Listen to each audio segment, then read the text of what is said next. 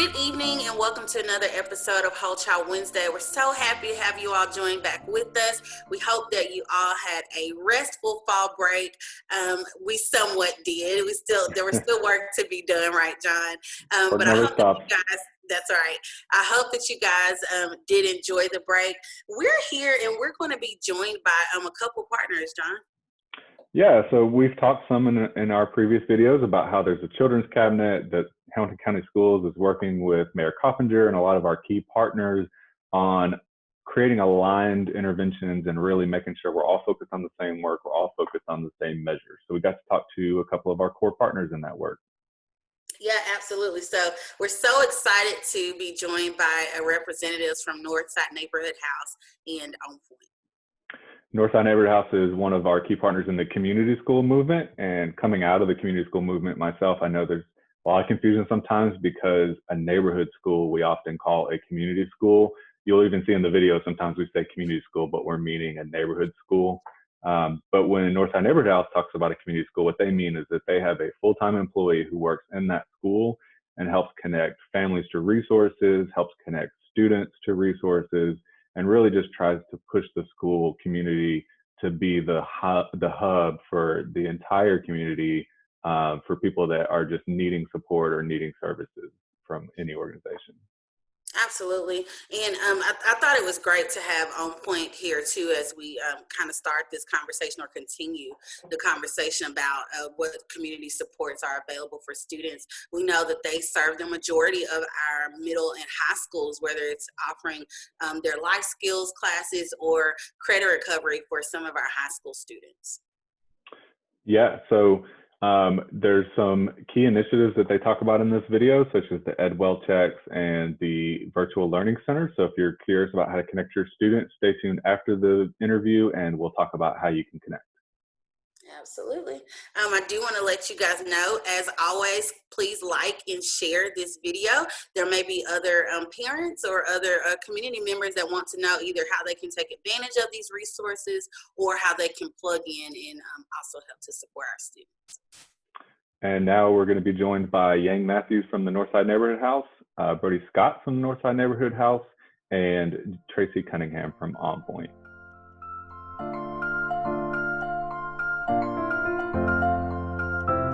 This week we have the pleasure of welcoming the Northside Neighborhood House and OnPoint for conversation about how they support our students. So I'll let Yang Matthews from the Northside Neighborhood House start out by telling us a little bit about herself and their mission. All right. Hi, my name is Yang Matthews, and as John said, I'm from Northside Neighborhood House. Our mission is to promote the independence of neighbors living north of the river, specifically through education and direct assistance. And my role in that is as the Chief Education Officer, and I oversee our community school programs. We currently have community school programs in 5 or 6 different sites at Saudi Daisy Middle School, at Hickson Middle School, at Red Bank High School, and then also at Sail Creek Middle High and Red Bank Elementary and Red Bank Middle School. And the purpose of our community schools is to serve as a resource hub that, that empowers, equips, and engages the community in a way that advocates for equity by promoting the education, well-being, and independence of all students, families, and individuals within that particular school. Great. And so Brody Scott is also with us. We heard Yang say that the Northside Neighborhood House supports several community schools as a resource hub for communities. Just kind of talk us through on the ground what that looks like, what you tend to do on a day-to-day basis. Yeah, so I'm Brody Scott. I'm the community school coordinator. I have the gift of being stationed at Saudi Daisy Middle School. Basically, my job is just being on the ground, serving as a connection point for teachers, faculty, students, and families to get the resources that they need to be successful. So that might look like connecting a student or family to food or utility services. It might look like working with a teacher to write a grant to get extra supports in their classroom, or also run an after-school program for kids where we do academic supports, and also bringing community partners to do enrichment activities. We've had people from SECC do mountain biking, had UTC come teach Japanese. We work with the Saudi Daisy Community Library. So just trying to bring in new opportunities for our kids after school as well. We also are partnered with Helen Ross McNabb, and they do mental health services. So I do a lot of collaborating with them, getting our students on-site mental health services as well. That's great. And Northside Neighborhood House has been really a key partner with helping schools to expand their support to the whole child. And so we're really grateful for the work that you guys do. Also joining us today from OnPoint is Tracy Cunningham. So Tracy, can you tell us a little bit about what OnPoint's mission and how they work with Hamilton County Schools and what your role specifically is? Yes, thank you, John. My name is Tracy Cunningham, and I'm the Director of Operations at OnPoint. And our whole mission is really to see all youth connected and thriving. So we will partner with schools, with communities, with various community partners to try and get the resources and support needed for these students to cultivate their own strengths and then see them thriving. So we're actually across, I believe, somewhere between 35 and 40 community schools across Hamilton County providing those resources. And we're a small staff. There's only 14 of us, but we spread out as we can. And I know that traditionally a lot of OnPoint's programming is to come into a school, to lead a class, to have an ongoing group weekly with students, to push them to be accountable and to take charge of their lives. How has COVID kind of changed the way that OnPoint functions? Are you still able to provide services to students? Yes, so yes, that's exactly right. We do have groups that we go into the schools. We provide social, emotional education and support for that. Some of them we even help with credit recovery and that sort of thing. It's been really nice to be in the schools to do that work throughout the years. And because of COVID, of course, we did have to step away, like many of our partners, and so we did have to step away. But there's a few schools actually right now that just a few of us are able to get back in and provide supports for the faculty, for HCS faculty who are in there. So we are doing that in some schools. Other pieces of it are provided virtually. So we've got our YouTube channel, and so we're providing social emotional education and support through YouTube as well. Yeah, I know that YouTube has been an excellent resource for the district, but also Northside Neighborhood House. I've seen a couple of you all's videos as well, and I know that you guys are used to serving students in and out of school as well. What does that look like for you all during this time?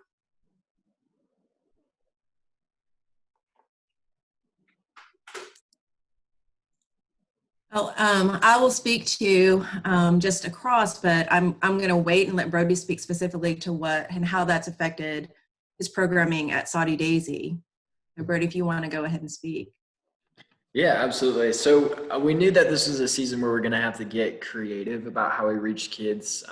Obviously, when you're in person, everybody's with you. It's a lot easier to make touch points with students. So over the summer, we started with YouTube videos, just trying to take some of the enrichment programming that we might usually do and bring that in a way that's accessible for any family in their household via YouTube.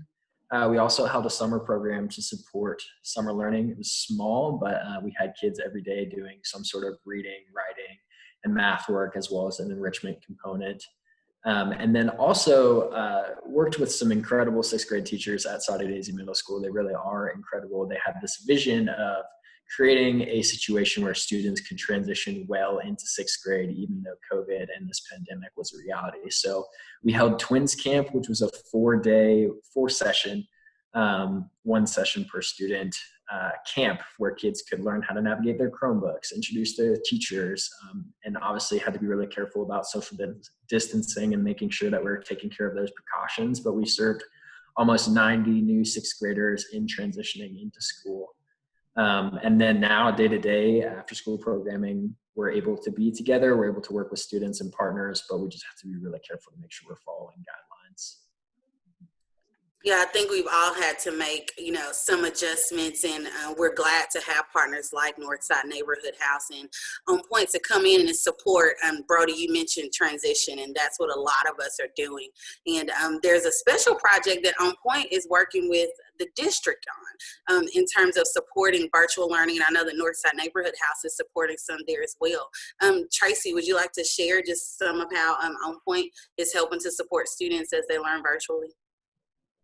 Yes, thank you, Janelle. We are excited about working with HCS and then also just community partners in this initiative. So many of the students in HCS have gone to HCS at home, and so they're learning virtually. And so there's a few different components to this project, and so one is with educational well checks, and so community partners can sign their, or parents rather, can sign their children up for these educational well checks, and then community partners will call, check in on these students and kind of make sure, hey, are you keeping up with your work? Have you checked in today? How's it going? What do you need? That sort of thing. So it's really wrapping those supports around those students.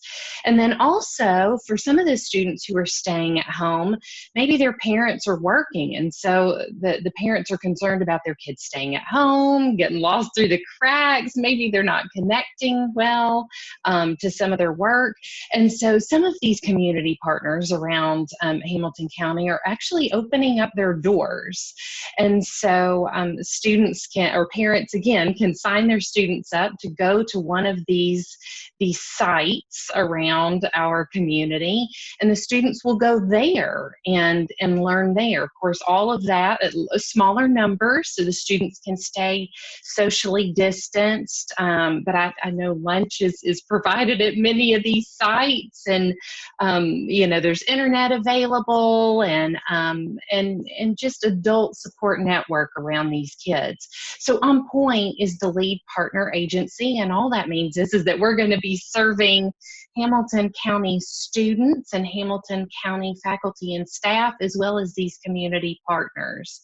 What do they need? How can we help supply their needs? Do they have questions that we can keep these two entities connected to each other and make sure the students are really well served? This is a very exciting initiative. So I do hope parents sign their kids up for one of these opportunities, so that we can, this is a real opportunity for community to wrap around our kids.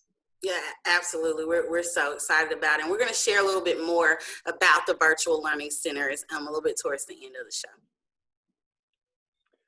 And so I'm curious, if I were a parent, I mean, a lot of these programs sound great. I want my student to have better social emotional connections. I want, somewhere for my student to go to learn during the day where I know he has supervision and a healthy meal. So if I'm a parent, all this sounds awesome. How do I find out how to connect to these resources that the Northside Neighborhood House has, or these resources that OnPoint has? If you want to start, Yang, and then we'll go to Tracy. Yeah, absolutely. So for, especially in particular, our after school programming, each of the school websites, so Facebook pages and the school websites, have a link to our after school program. So we have after school programs at Red Bank High School, the LEOS program. We also have one at Hickson, which is the Hickson War program, and then Brody for his program Atlas. So you can register or sign up there. You can also contact anyone at the school, whether it be a teacher or an administrator or the guidance counselor. Each of our coordinators are also on the school website, so you can also directly contact them for information, and they'll be happy to reach out to you. And then also that includes, our newest after-school program is with Sail Creek, so Sail Creek Growl. So yeah, you can go to the school websites or their Facebook pages, and there's information there. Great, awesome. And so Tracy, if I have a secondary student and I'm curious if you serve our schools or how to connect to OnPoint, how would I do that? Yes, so you are welcome to go to our website, which is www.liveonpoint.org, and connect with us that way. You can also reach out to any of, really any Hamilton County staff person inside that child's school. We're connected that way, and so you can see if there's a group going on in the school. And then as far as this virtual learning initiative, that's right inside of Power School through HCS, and that connects you not necessarily to OnPoint, but to any community partner that you would like to see your child connected with. Absolutely. So, I'm sorry, John. I was just going to say, Tracy brings up a great point, which is that these are some of our core partners at a number of schools, but we have other core partners who serve elementary ages, different regional locations. So if you go to Hamilton County's website, and we'll link that below, then you can find out what's available at your child's school if one of these great organizations is not. So thank you to Yang Matthews from the Northside Neighborhood House, Brody Scott, who works at Saudi but is also at the Northside Neighborhood House, and Tracy Cunningham from OnPoint for joining us for Whole Child Wednesday today. Thanks, guys. Thank you.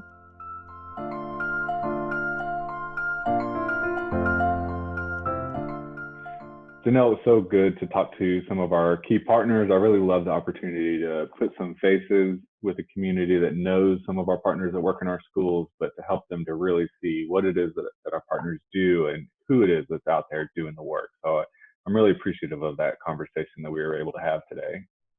Absolutely. And so if I'm a family, I love this idea of a virtual learning center, somewhere where I can send my student to have supervision, internet connectivity, free lunch. How do I find out how to connect and if there's some spots open? Absolutely. So what you'll want to do is go to www.hcde.org/VLC. And once you do that, you will arrive at the Virtual Learning Center website. And so here we talk a little bit about what the Virtual Learning Center is. And just for those that do not know, this is an in-person learning environment that is provided by different churches and community partners for small groups of students. So smaller than what you would have if you were going to school. Some of the questions that we've gotten for parents is, what is the difference between me sending my child to school versus sending them to a virtual learning center? The virtual learning center environments are going to be smaller than what you would see in the classroom. So then we also talk about how you can find out whether there are available spots, whether there are spots available, or how to sign up your students. So there are a couple of ways to enroll.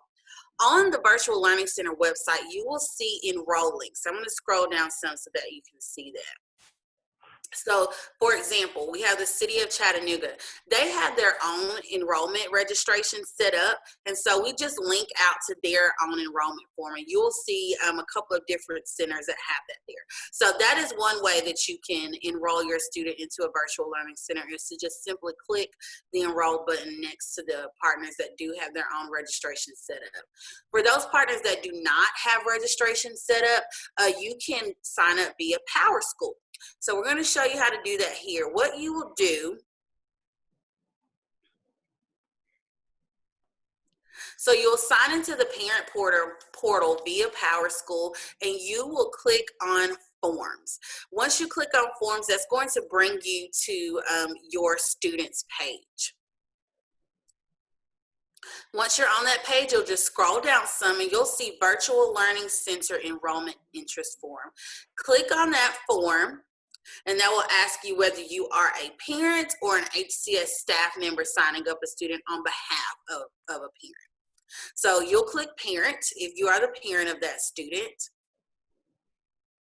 And then you'll just tell us a little bit about why you want to enroll into a virtual learning center. And from there, you'll be able to see several of the learning options that are there. So we have the virtual learning center, the hybrid learning center, which is going to be open just during phase 2 and provide support for 2 to 3 days a week. Then we also have the education will checks. Parents can also sign up for that as well via Power School. That is you signing up for your child to have a virtual success coach. And that success coach will check in with your student in the morning in the middle of the day, and at the end of the day. And they'll check in, just making sure that they're progressing through their assignments, asking them about any additional resources that they may need. Just a really great resource. But we do want to let you guys know how you can sign up for that. And those are the two options, via the enroll links and then also via PowerSchool. So those are great options for people who can't stay home with their student, or people who need some extra help reinforcing that the student needs to be logging in and getting their work done. What if I'm a family who can oversee my student, make sure they're doing their work, but my internet's just not fast enough, or I don't have internet access where I am? So we have the HCS EdConnect program, and that was launched a few weeks ago. We have more than several, lots of families that have signed up and that have gone through EPB to make sure that they come out and connect them. But there are some that are eligible for that service but haven't taken advantage. And so we do urge you, if you are eligible and you do not currently have that service at your home, do reach out to your school for additional instructions on how to do that. And I will tell you that what you need to do is to contact EPB to schedule a time for them to come out. So if you know that you qualify, but you currently do not have Wi-Fi or internet access in your home, you do need to contact EPB to schedule a time for them to come out to do that. Okay, sounds great. Just wanted to remind everyone we're in phase 3 until November 13th. So we're continuing in phase 3 right now. Thanks everybody for joining us for Whole Child Wednesday, and we'll see you guys again next week. Talk soon. Thanks.